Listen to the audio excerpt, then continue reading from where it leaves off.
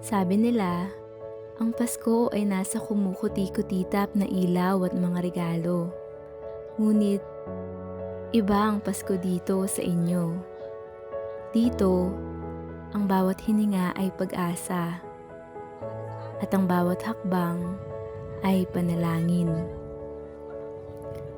Sa gitna ng ating pagdiriwang, ginising tayo ng katotohanan na ang sanggol sa sabsaban ay makikita sa mukha ng mga tao. Sila na madalas ay hindi naririnig. Sila na pilit na itinataboy sa dilim. Ngunit sila na tunay at patuloy na nag-aalaga sa atin. Sa kalikasan, sa mundo, sa ating tahanan. Sa nakalipas na taon, nakita namin ang kasaysayan sa bawat guhit ng inyong mga palad, sa bawat kwento ng inyong pagtitiis at pagsisikap.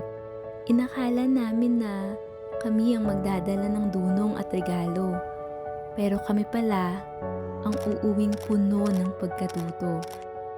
Na hindi sapat ang saya't awitin kung may mga kapatid tayong nagugutom sa hustisya. Ngayon, ang Pasko ay hindi na lamang pagdiriwang. Ito ay isang pagpili.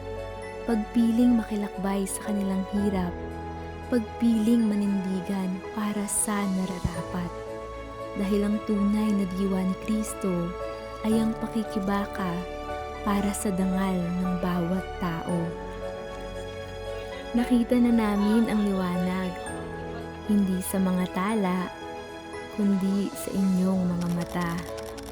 Sa paghahati ng tinapay, sa paghahawak kamay, sa sabay na pagkatuto, naging isa tayo. Naging tayo ang ikaw at ako, ang sila at kami. Ito ang solidarity. Isang pakikiisa at pagkakaisang hindi mapapatid ng layo o oras.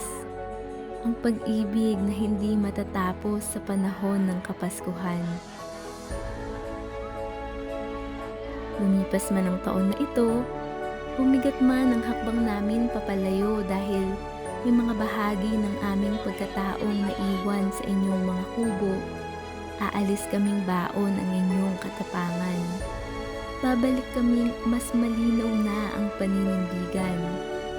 Dahil ang Pasko ay hindi lang tungkol sa pagdating ni Kristo sa mundo, kundi ang paghahanap sa Kanya sa piling ninyo.